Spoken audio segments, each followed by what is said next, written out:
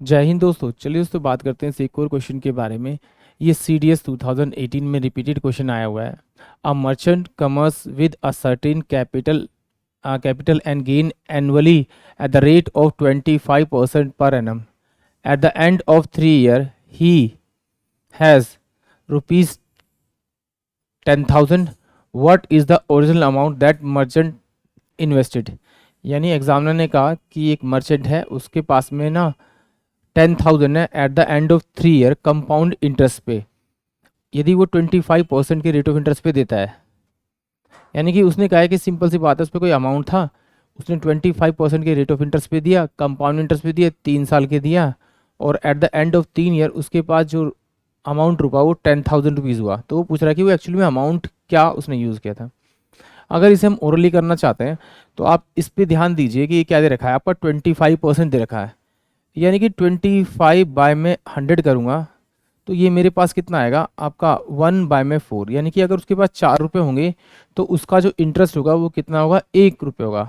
और अगर मैं इन दोनों को जोड़ दूँ तो ये मेरे पास 5 रुपीज़ हो गया। यानी कि 4 रुपये अगर उसके पास हैं तो उसके पास टोटल अमाउंट 1 साल के अंदर कितना आएगा मेरे पास में, 5 रुपीज़। तो कुछ नहीं करना, आप इसका क्यूब कर दीजिए, क्योंकि जितनी बार का जितनी ईयर लिया उतना ही हम यहाँ पे क्यूब करना है आपको। इसका क्यूब किया तो ये मेरे पास कितना आएगा, 64 रुपये, 64। और ये कितना आएगा, 125।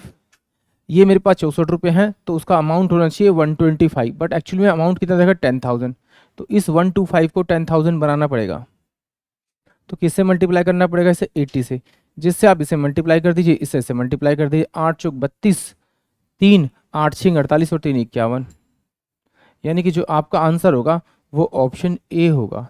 आइए इसे एक बार डिटेल से देखते हैं। देखिए, मैंने माना कि भाई मेरे पास में ना x रुपीज़ था, इसको मैंने 1 प्लस का r/100 कंपाउंड इंटरेस्ट वाला फॉर्मूला लगाया। n इक्वल टू में मेरे पास में ये अमाउंट होता है। तो x तो मेरे पास प्रिंसिपल था, 1 प्लस का 25/100 में यहाँ पे लिख सकता हूँ। पावर 3 तो 3 लिखा, इक्वल टू अमाउंट कितना था मेरे पास में, 10,000 था। तो x यहाँ सोल्व करूँगा तो 25 चौके 100, तो यानी कि 5 बाय में मेरे पास में 4 आ जाएगा।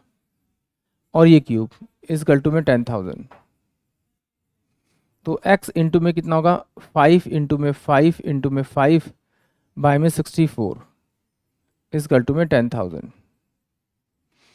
इस 25 से गए तो 25 चौके 100, और ये 5 दूनी 10 यानी 20। यानी कि ये x इक्वल टू कितना आएगा मेरे पास में, 80 इंटू में 64। x की वैल्यू जो आएगी वो 5120 रुपीज़ आएगी। यानी कि आप चाहे तो इस मेथड से कर लीजिए या फिर चाहे तो इस मेथड से कर लीजिए। एक बार फिर देख लेते हैं इस वाले मेथड को। जब भी इस टाइप का क्वेश्चन आए आपको परसेंटेज ले लेना है। परसेंटेज मैंने जब ओपन किया तो 25% खोलूंगा तो 25 अपॉन में 100 खुलेगा। जो नीचे वाला अमाउंट होता है वो प्रिंसिपल अमाउंट होता है, ऊपर वाला इंटरेस्ट होता है। सिंपल इंटरेस्ट में पहले ईयर का सिंपल इंटरेस्ट और कंपाउंड इंटरेस्ट में भी पहले ईयर का इंटरेस्ट बराबर होता है। सिंपल इंटरेस्ट और कंपाउंड इंटरेस्ट 1 साल का दोनों का बराबर होता है। तो मैंने इसे सोल्व किया तो मैंने देखा कि उसे अगर 1 रुपये इंटरेस्ट मिला है तो वो मिला होगा 4 रुपये पे। तो अगर मैं इन दोनों को जोड़ूँ तो मेरे पास में 1 साल में जो अमाउंट बनेगा वो 5 रुपये बनेगा। यानी कि 4 रुपये से सीधा कितना बनेगा, 5। तो कितने साल के लिए बोला उसने, 3 साल के लिए। तो यहाँ पे 3 3 मैंने क्यूब किया, खोला तो अगर उसके पास 64 रुपये हैं तो उसका जो लास्ट में 3 साल बाद कितना हो गया वो अमाउंट 125 हो गया। बट ये एक्चुअली 125 नहीं है, 10,000 दे रखा है। तो इसको 10,000 बनाने के लिए किससे मल्टीप्लाई करना, 80 से। जिससे से मल्टीप्लाई किया उससे से मल्टीप्लाई कर दीजिए, आपको आपका करेक्ट आंसर मिल जाएगा। आई होप आप सभी को क्वेश्चन समझ में आएगा।